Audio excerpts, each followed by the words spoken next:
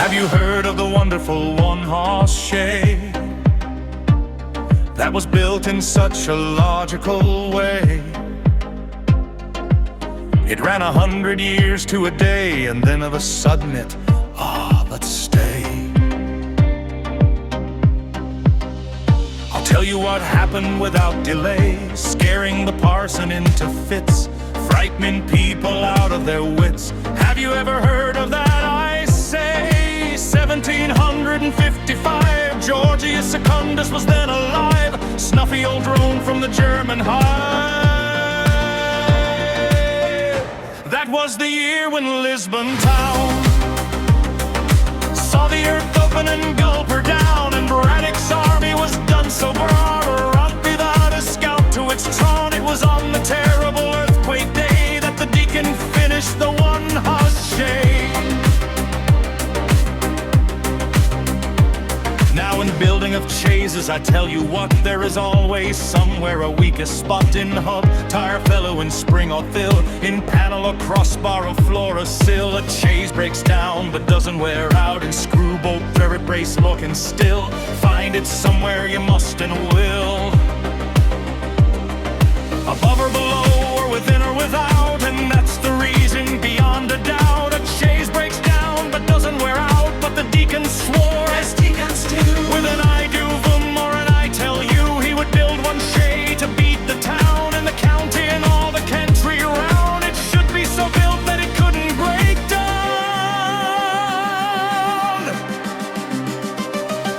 First, if the carpenter's mighty plane thought the weakest place must stand the strain, and the way to fix it, as I maintain, is well and just to make that place so strong as they last.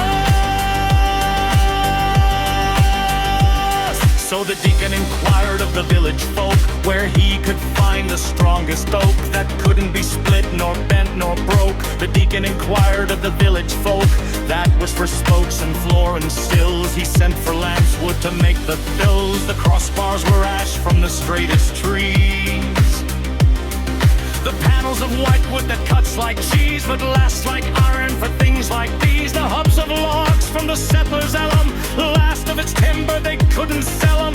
Never an axe had seen their chips, and the wedges flew from between their lips. Their blunt ends frizzled like celery tips. Step and prop, iron bolt and screw, spring tire axle and links pin too. Styrian of the finest, bright and blue, thoroughbred splice and skin thick and wide. Boot top dasher from tough old hide, found in the pit when the tanner died. That was the way he put her through there, said the Deacon, now she'll do. Do I tell you, I rather guess she was a wonder and nothing less. Colts grew horses, beards turned gray, Deacon and Deaconess dropped away. Children and grandchildren, where were they? But there stood the stout old one Hoss Shay, as fresh as on Lisbon earthquake day. 1800 it came and found the Deacon's masterpiece strong and sound. 1800 increased by 10, handsome carriage they called it then. 1820 came, running as usual, much the same. 30 and 40 at last, Roy, but none come 50 and 55.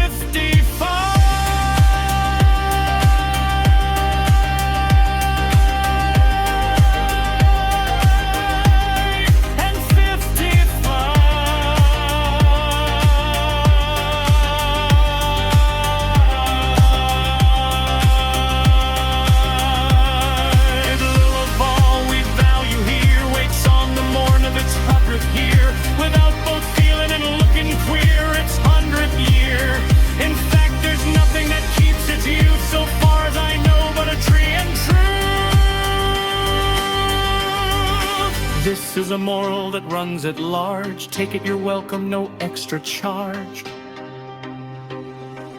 1st of November, the earthquake day. There are traces of age in the one Hoss Shay, a general flavor of mild decay, but nothing local as one may say. There couldn't be, for the Deacon's art had made it so like in every part that there wasn't a chance for one to start.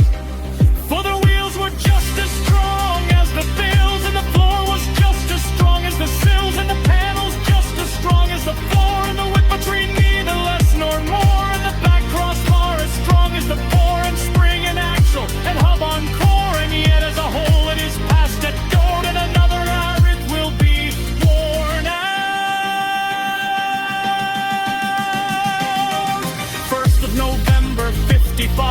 Next morning the parson takes a drive. Now small boys, get out of the way. Here comes the wonderful one, Hoss Shay, drawn by a rat-tail human ground.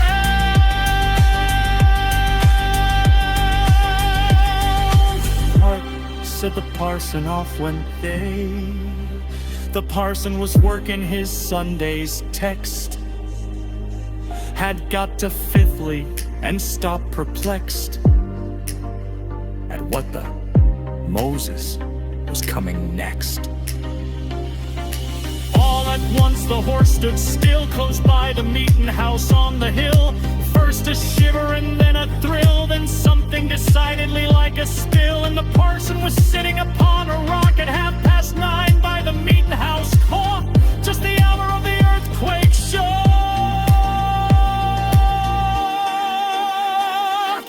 What do you think the parson found when he got up and stared around? The poor old chase in a heap or mound, as if it had been to the milling ground. You see, of course, if you're not a dunce, how it went to pieces all at once. All at once, and nothing first, just as bubbles do when they burst. End of the wonderful one, Hoss Shay.